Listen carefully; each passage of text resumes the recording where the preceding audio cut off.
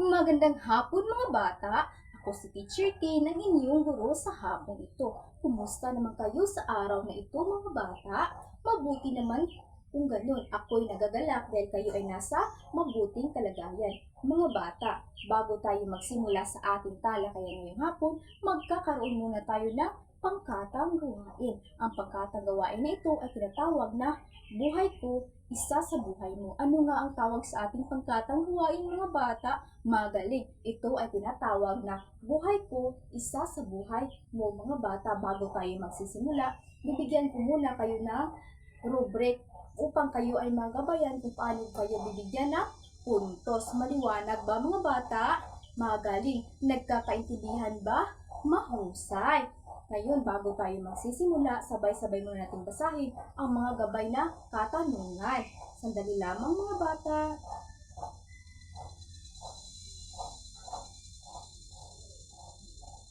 Ngayon, sabay-sabay natin basahin ang mga gabay na katanungan. Simulan. Ano ang suliraning nararanasan ni Mang Juan sa senaryo? Pangalawa, ano ang epekto ng monopoly sa tabako sa buhay ni Mang Juan at sa kanyang pamilya? Panghuli, makatarungan ba ang ginawa ng pamahalaang Espanyol sa mga magsasaka? Nagkakaintindihan ba tayo mga bata? Mabuti naman kung ganun. Mga bata, tapos na ba kayo? Mabuti naman kung ganun. Dahil tapos na ang dalawang pangkat, bibigyan natin sila ng Pakbet Club. Mga bata, alam niyo ba kung ano ang Pakbet Club? Kung hindi, gawin muna ni Teacher Tin at sabay-sabay natin gawin ang Pakbet Club. Ganito yan mga bata. 1, 2, 3, 1, 2, 3, pak na pak, bet na bet, pakbet. Balik. 1, 2, 3, 1, 2, 3, pak na pak, bet na bet, pakbet. Napakagaling mga bata. Ngayon mga bata, ating balikan ang mga gabay na katanungan. Ano ang suliraning naranasan ni Mang Juan sa senaryo? Mga bata, ano ang suliraning naranasan ni Mang Juan sa kanyang buhay? Magaling. Ang suliraning naranasan ng Mang Juan sa kanyang buhay ay ang pilit silang pinapatanim ng tabako kahit ayaw naman nilang magtanim ng tabako. Pangalawa, ano ang epekto ng monopolyo sa buhay ni Mang Juan at sa kanyang pamilya? Mga bata, ano ang nagiging epekto ng pilit silang ipinatanim ng tabako? Magaling. Ang epekto nito ay naghirap sila sa kanilang buhay dahil wala silang makain dahil pilit silang ipinatanim ng tabako kahit ang gusto nilang itanim ay ang palay upang mayroon silang hanap buhay sa kanilang pang-araw-araw na pangangailangan. Nagkakaintindihan ba tayo mga bata? Kung ganun, dumako naman tayo sa pangatlong katanungan. Makatarungan ba ang ginawa ng pamahalaang Espanyol sa mga magsasaka? Mga bata, sa tingin ninyo, makatarungan ba ang ginawa ng pamahalaang Espanyol sa mga magsasaka? Magaling. Hindi naging makatarungan ang ginawa ng mga magsasaka sa naging makatarungan ang ginawa ng pamahalaang Espanyol sa mga magsasaka. Bakit kaya hindi? Magaling. Hindi naging makatarungan sapagkat pilit nilang ipinatanim ng tabako ang mga magsasaka na nagdudulot ito ng kahirapan sa kanilang buhay. Nagkakaintindihan ba tayo mga bata? Mabuti naman kung ganun. Mayroon pa ba kayong mga katanungan? Mahusay. Ngayon mga bata, base sa inyong ginawang dula-dulaan kanina, yun ay mga naranasan ng mga magsasaka sa panahon ng Espanyol. Mga bata, lagi ninyong tandaan na huwag tayong mang-abuso ng ating kapwa-tao, huwag tayong mang-lockdown sa ating mga kapwa-tao, lalong-lalo na sa ating mga kapwa magsasaka. Nagkakaintindihan ba tayo mga bata? Mabuti naman kung ganun. Kung ganun mga bata, gusto niyo bang malaman kung anong sistema ng pamamalakad ang ginawa ng mga Espanyol? Mabuti. Kung ganun, makinig kayo na mabuti dahil sa hapong ito, tatalakayin natin ang paksa tungkol sa monopolyo ng tabako. Sa lamang mga bata.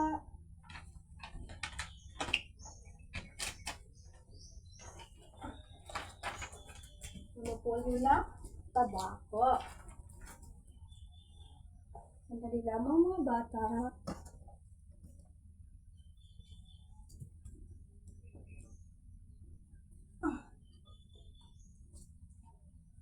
Sabay-sabay nating basahin. Simulan, monopolyo ng tabako. Ngayon, upang tayo ay magabayan sa ating talakayan ngayong hapon, sabay-sabay muna natin basahin ang mga layunin.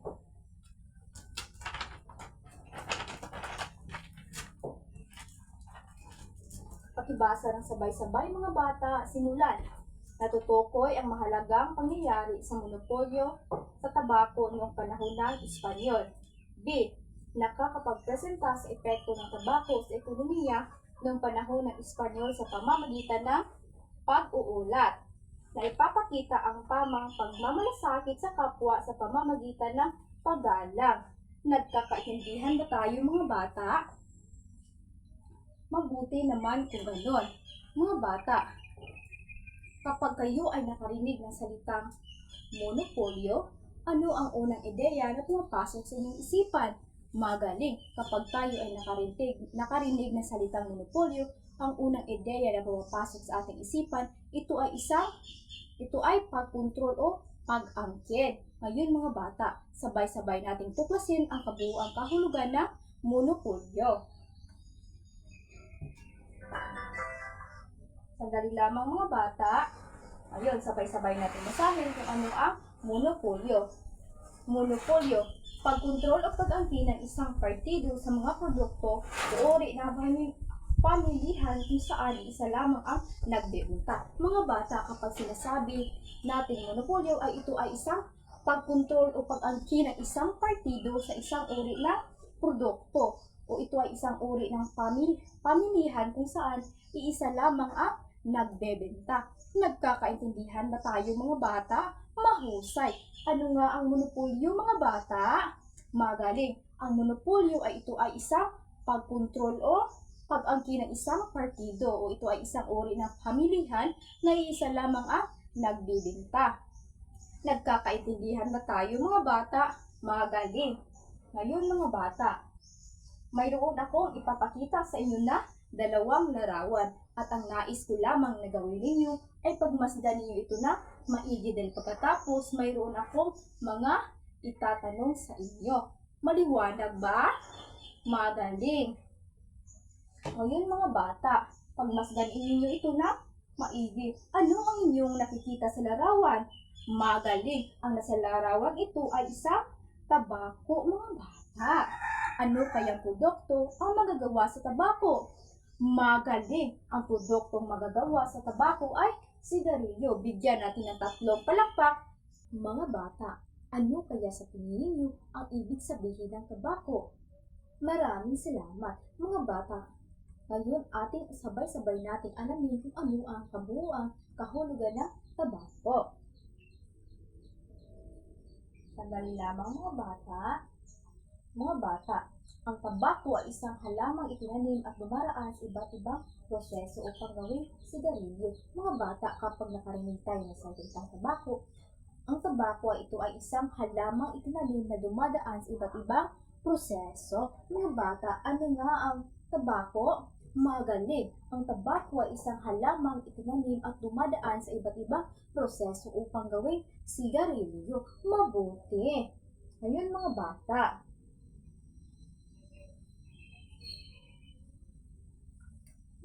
mayroon akong ipapakita sa inyo na larawan. At ang nais ko lamang na gawin ninyo ay pagbasdan ninyo ito na maigi. Nagkakaintindihan ba tayo?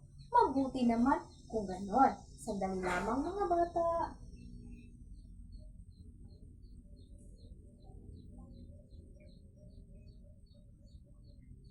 Mga bata, pagmasdan ninyo ng mabuti ang nasa larawang ito.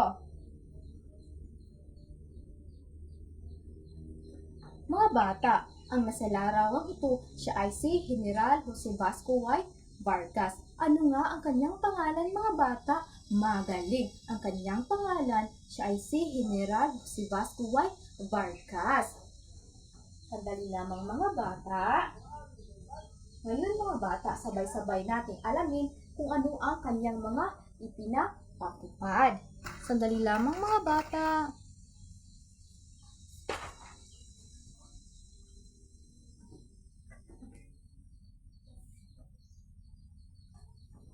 Ngayon, sabay-sabay natin basahin kung ano ang ipinapatupad ni General Jose Vasco Y.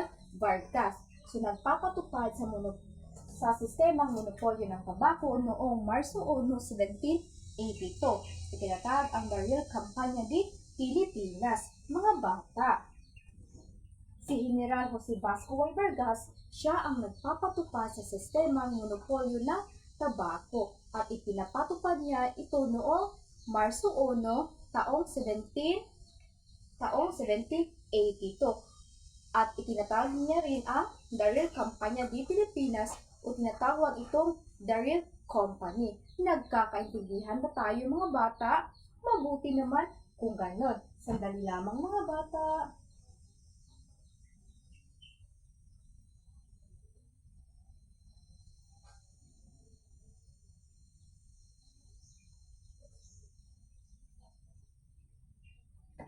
Ngayon mga bata,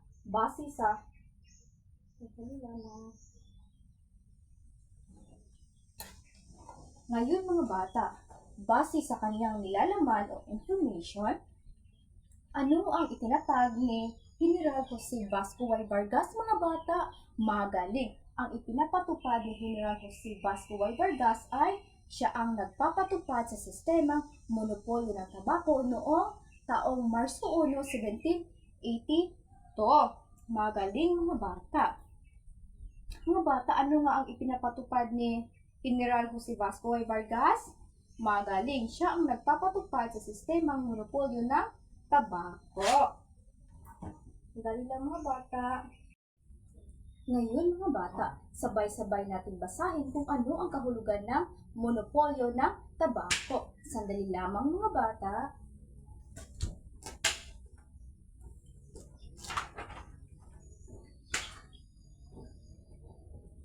Pakibasa ng sabay-sabay, simulan. Monopolyo ng tabako.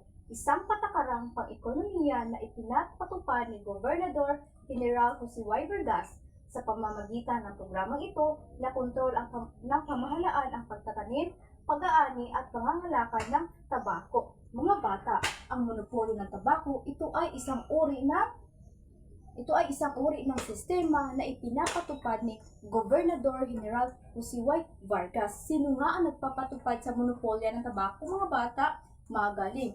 Ang nagpapatupad sa monopolyo ng tabako ay siya si Gobernador General Jose Y. Vargas. At ipinapatupad niya ito noong Marso 1, 1782. Mga bata, sa programang monopolyo ng tabako, nakontrol ng pamahalaan ang pagtatanim, pag-aani at pangangalakal ng tabako. Mga bata, bakit ipinapatupad ng pamahalaan ang sistemang monopolyo ng tabako? Magaling. Ipinapatupad ng pamahalaan ang sistemang monopolyo ng tabako upang makontrol ang pag-aani, pangangalakal at pagtatanim ng mga iba't ibang uri ng mga pananim. Ngayon mga bata, ano kaya ang naidulot ng sistemang monopolyo ng tabako nang naitatag ito ni General Jose Vasco Y. Vargas? Tingin ninyo mga bata, ano ang naidulot nito sa mga magsasaka at sa mga tao? Magaling. Ang sistemang monopolyo ng tabako ay nagdudulot ito ng malaking kita sa ating pamahalaan. Mga bata, bukod sa nagdudulot ito ng malaking kita sa ating pamahalaan, ano ang naging epekto nito sa mga magsasaka? Ano ang naging epekto nito sa magsasaka? Magaling! Ang naging epekto nito sa mga magsasaka ay ang paghihirap dahil sila ay pilit na pinatanim ng mga tabako kahit ang gusto nilang itanim ay palay upang mayroon silang panghanap buhay. Nagkakaintindihan ba tayo mga bata? Mabuti naman kung ganun. Sandali lamang mga bata dahil maipapakita ako sa inyo. Ayun mga bata.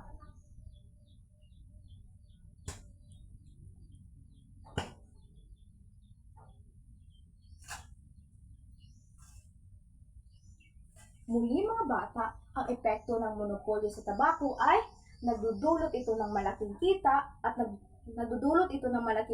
sa pamahalaan, ngunit nagdudulot ito ng hirap sa mga magsasaka at ang monopolyo ng tabako mga bata ay tumagal lamang ng 100 taon.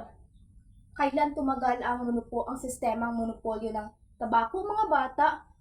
Mahusay, tumagal lamang ito ng 100 taon sa pamamalakad ni Gobernador General Vasco Y. Vargas. Sandali lamang mga bata. Mga bata, nang ipinapatupad ni Gobernador General Vasco Y. Vargas ang sistemang monopolyo ng tabako, siya rin ang nagpapatupad ng tinatawag na Kampanya de Pilipinas o tinatawag na The Real Company. Ngayon mga bata, sabay-sabay natin basahin kung ano ang kahulugan ng The Real Kampanya de Pilipinas o tinatawag itong The Real Company. Sandali lamang mga bata. Alright. Mga bata, ang The Real Kampanya de Pilipinas, ito ay isang kampanya ng kalakalan na itinatag ni Haring Carlos III noong Marso 10, 1785. Layunin nitong unlarin ang agrikultura at industriya sa Pilipinas. Mga bata, ano ang layunin ng The Real Kampanya de Pilipinas? Magaling, layunin nitong unlarin ang agrikultura, industriya sa Pilipinas upang may makipagkalakalan sila sa ibang bansa. Mga bata, ano nga ang tawag sa kumpanya ng kalakalan na itinatag ni Haring Carlos III? Magaling! Ang tawag sa kumpanya ng kalakalan na ito ay tinatawag itong The Real Kampanya de Pilipinas o tinatawag ng The Real Company. Mga bata, ilang daang taon nga tumagal ang sistemang monopolyo ng tabako? Magaling! Ang sistemang monopolyo ng tabako na ipinapatupad ni Gobernador General Jose Y. Vargas ay tumagal lamang ng 100 taon. Ngayon mga bata, sa tingin ninyo, magpapatuloy pa ba ang pag-aapi at magpapatuloy pa ba ang pagmamalupit ng pamahalaan sa mga magsasaka sa pamamahalaan ni Gobernador General Y. Vargas? Ngayon ating alamin at tuklasin kung ang pagmamalupit at pagmamaltrato ng mga pamahalaan sa mga magsasaka noon ay magpapatuloy pa ba o magwawakas na ba? Sandali lamang mga bata. Ngayon mga bata, mayroon akong ipapakita sa inyo na larawan. Ang nais ko lamang na gawin ninyo ay pagmasdan ninyo ito ng maigi. Mga bata,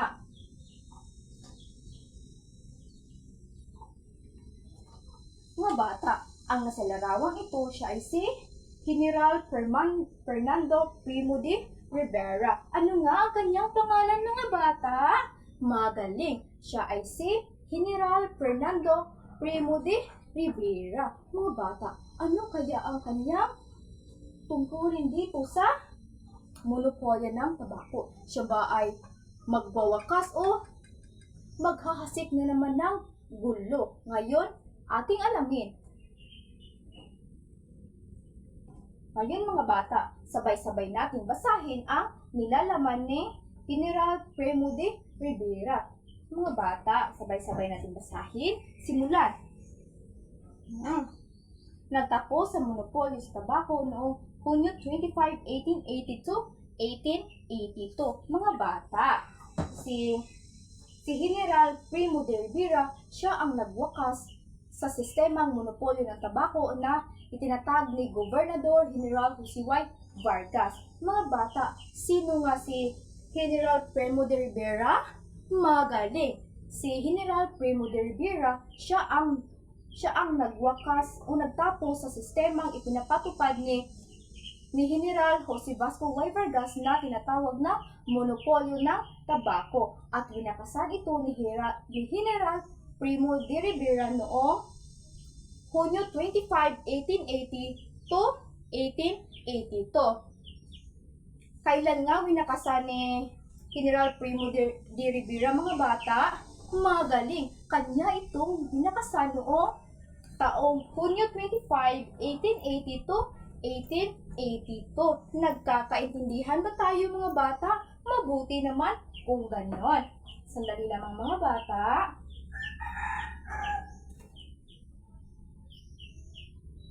Mga bata, winakasan ni General Primo de Rivera ang monopolyo ng tabako sa kadahilan ng tindi ng korupsyon, pang-aabuso sa opisyal at kawalan ng katarungan sa mga magsasaka. Bakit nga winakasan ni General Primo de Rivera ang monopolyo ng tabako, mga bata? Magaling. Kanya itong winakasan sa kadahilan ng tindi ng korupsyon, pang-aabuso, pagmamalupit sa mga pamahalaan sa mga magsasaka.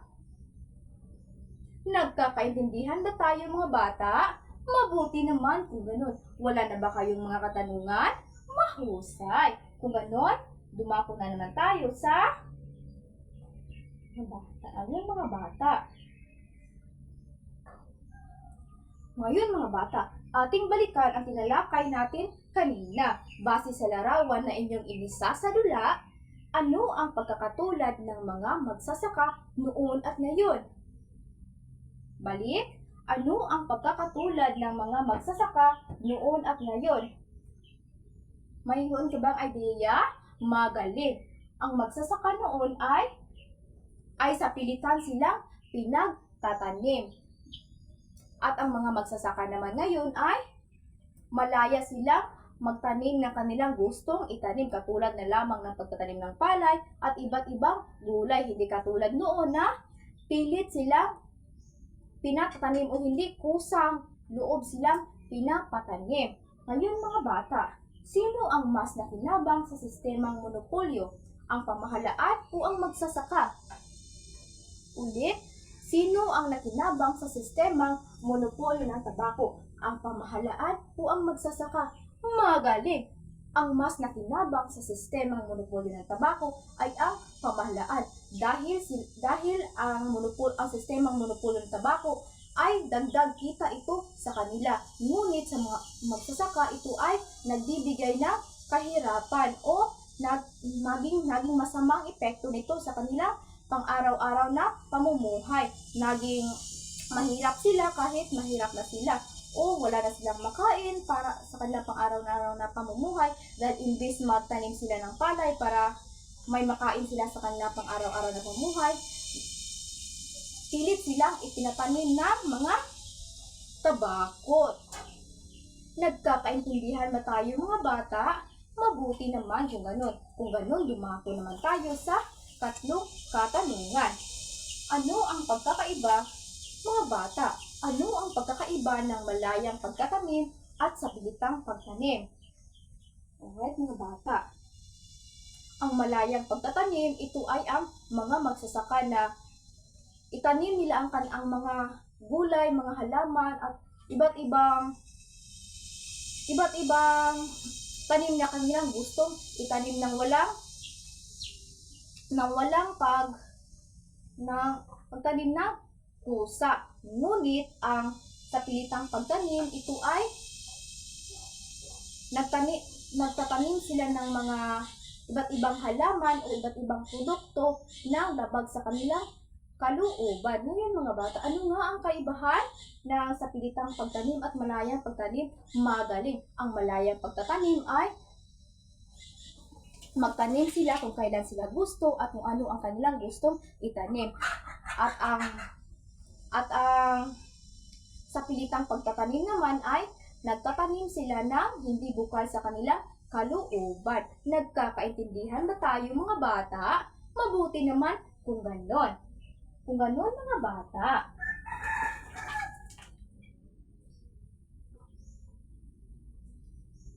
Kung ganon, mga bata, ano nga ang ating tinalakay kanina? Magaling! Ang ating tinalakay ay tungkol sa monopolyo ng tabako. Mga bata, sino ang nagtatag ng monopolyo ng tabako? Yes? Mahusay! Ang nagtatag sa sistemang monopolyo ng tabako ay si General Jose Vasco Y. Vargas. Mga bata, kailan ito itinatag ni General Jose Vasco Y. Vargas? Magaling! Itinatag niya ang sistemang monopolyo ng tabako noong Marso 1 taong 1782, mga bata. Ilang daan nagtagal ang sistemang monopolyo ng tabako, mga bata.